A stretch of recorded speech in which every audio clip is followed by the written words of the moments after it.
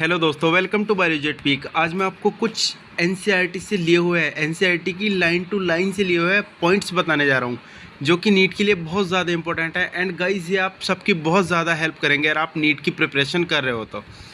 So guys करते हैं video को स्टार्ट। इससे पहले अगर आपने हमारा चैनल सब्सक्राइब नहीं किया तो बायोलॉजी पीक को सब्सक्राइब कर लीजिए, क्योंकि हमारे चैनल पर ऐसी ही नीट से रिलेटेड बायोलॉजी की वीडियोज़ मिलती रहती है। तो गाइस सबसे पहला पॉइंट है, फेमस रॉयल बॉटनिकल गार्डन कहाँ पे प्रेजेंट है? तो इसका आंसर है Q England. Famous royal botanical garden Q England में प्रेजेंट है।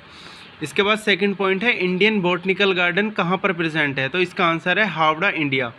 Indian botanical garden Howrah, India में प्रेजेंट है। इसके बाद तीसरा पॉइंट है, national botanical research institute NBRI कहाँ पे प्रेजेंट है?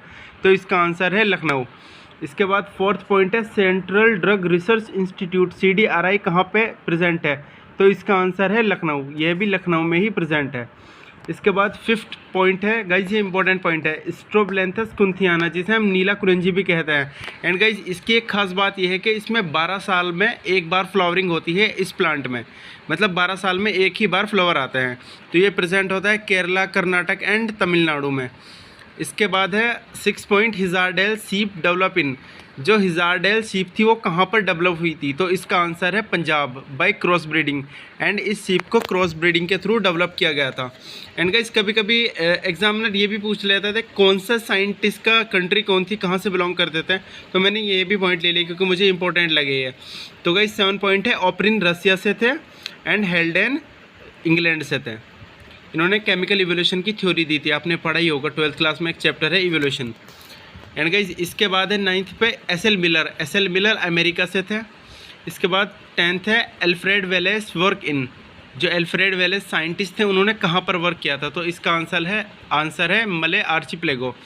इसके बाद 11 पॉइंट है, डार्विन वर्क इन। तो डार्विन ने कहाँ पे वर्क किया था? तो इसका आंसर है गैलापागोस आइसलैंड।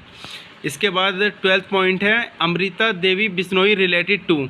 अमृता देवी बिश्नोई कहाँ से रिलेटेड है? तो इसका आंसर है जोधपुर। इसके बाद है चिपकू movement started in. Chipko movement कहाँ से स्टार्ट हुआ था? तो गाइस इसका आंसर है गढ़वाल, हिमालय। इसके बाद cell the unit of life के भी कुछ मैंने इंपॉर्टेंट पॉइंट्स लिए हैं, वो भी देख लेते हैं। तो गाइस 14th पॉइंट है, the structural and functional unit of life. मतलब लाइफ की स्ट्रक्चरल एंड फंक्शनल यूनिट क्या होती है? तो इसका आंसर है सेल। एंड गाइज इसके बाद है, first living cell was described by. जो फर्स्ट लिविंग सेल थी वो किसके द्वारा डिस्क्राइब की गई थी? तो गाइज इसका आंसर है Anton von Leeuwenhoek. And guys इसके बाद है, द न्यूक्लियस वॉज डिस्क्राइब नहीं आएगा यहाँ पे, टाइपिंग मिस्टेक है, discovered. The nucleus was discovered by. तो गाइज इसका आंसर है रॉबर्ट ब्राउन। रॉबर्ट ब्राउन ने न्यूक्लियस को डिस्कवर्ड किया था। एंड गाइज इसके बाद नेक्स्ट पॉइंट है, a German botanist who observed that all plants are composed of different kinds of cells which form tissue was। मतलब एक जर्मन बॉटनिस्ट थे मैथियस स्लाइडेन, इन्होंने पहली बार ऑब्जर्व किया था कि जितने भी प्लांट्स होते हैं वो डिफरेंट काइंड्स की सेल से बने होते हैं जो कि बाद में चलकर टिश्यू को बनाती है। तो गाइस ये बहुत ज़्यादा इंपॉर्टेंट पॉइंट है, आप कर लीजिएगा। एंड इन्होंने ये 1838 में ऑब्जर्व किया था। एंड गाइस इसके बाद 18th पॉइंट है, the thin outer layer of animal cells now known as plasma membrane was first reported bye.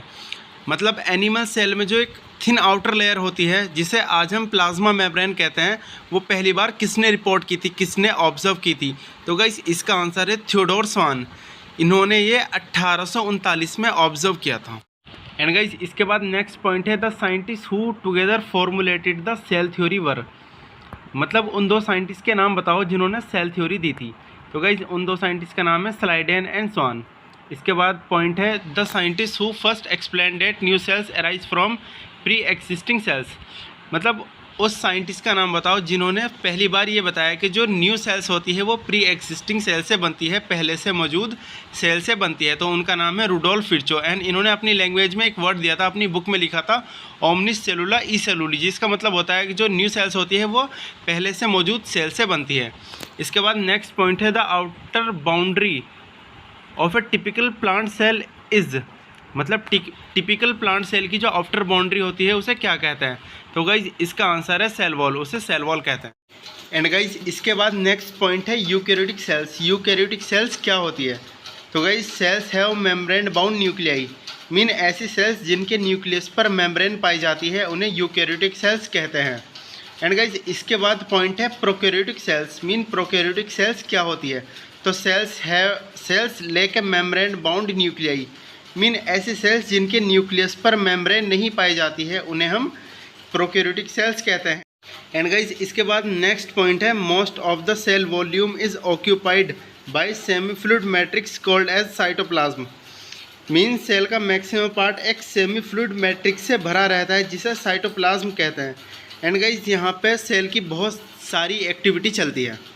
And guys इसके बाद नेक्स्ट पॉइंट है the non membrane bound organelles found in both prokaryotic and eukaryotic cells is मतलब एक membrane less cell organelle है जो prokaryotic cell and eukaryotic cell दोनों में पाया जाता है, उसका नाम बताओ।